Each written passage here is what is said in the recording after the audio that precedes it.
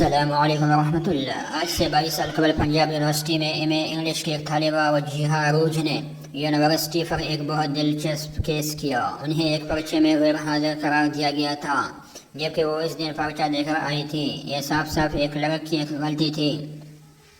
وجیہہ اپنے والد کے ہمراہ ڈپارٹمنٹ پہنچی تاکہ معاملہ حل کر سکے۔ وہاں موجود ایک کلرک نے ان کے والد سے کہا، آپ کو کیا پتہ آپ کی بیٹی پیپر کے بہانے کہا جاتی ہے؟ یہ جملہ وجیہہ پر پہاڑ بن کر گرا۔ وہ کبھی کلرک کی شکل دیکھتے تو کبھی اپنے والد کی۔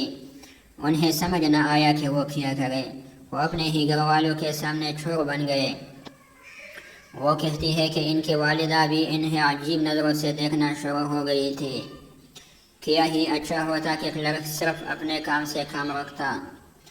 وجیہہ کے بارے میں اپنے رائے دینے کے بجائے وہ حاضری رجسٹر چیک کرتا یا اس دن کے پرچوں میں ان کا پرچہ ڈھونڈتا، لیکن اس نے اپنے کام کے بجائے وجیہہ کے بارے میں رائے دینا زیادہ ضروری سمجھا، یہ سوچے بغیر کہ اس کا یہ جملہ وجیہہ کی زندگی کس قدر متاثر کر سکتا ہے۔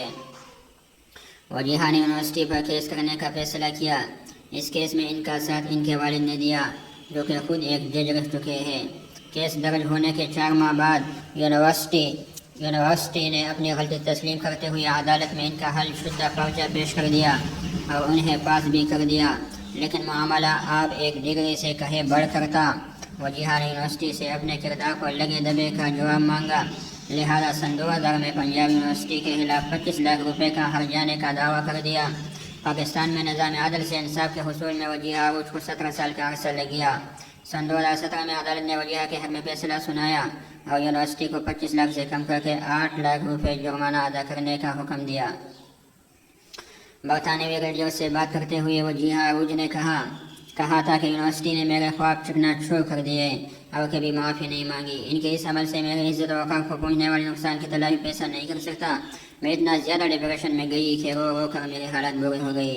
ابتدائی دنوں میں اس قدر ذہنی اذیت کا شکار ہوئی کہ ذہن میں خودکشی کا خیال بھی آیا۔ اپنے تعلیمی کیریئر میں کبھی فیل نہیں ہوئی۔ مجھے پتہ تھا میں نے کیسا پرچہ دیا ہے، بہت زیادہ اچھا نہیں، تو اتنا ضرور تھا کہ میں بآسانی پاس ہو جاؤں گا۔ وجیہہ نے اس ایک جملے کا بوجھ 17 سال تک اٹھایا۔ وہ تو جھیدار تھی، معاملہ عدالت تک لے گئی۔ ہر لڑکی ایسا نہیں کر سکتی۔ خاندان کی عزت ان کے بڑھتے قدم تھام لیتی ہے، اور نہ یقین مانے جو لوگ بغیر سوچے سمجھے بات کر دینے کے عادی ہے، وہ عدالت کے چکر کاٹتے پھریں اور اپنے منہ سے کسی لڑکی کے بارے میں نکلے ایک جملے کی وضاحتیں دیتے پھریں۔ وجیہہ کے والدین نے ان کی ڈگری مکمل ہوتے ہی ان کی شادی کر دی۔ انہیں ڈر تھا کہ بات مزید پھیلی تو کہیں وجیہہ کے رشتے آنا بند نہ ہو جائے۔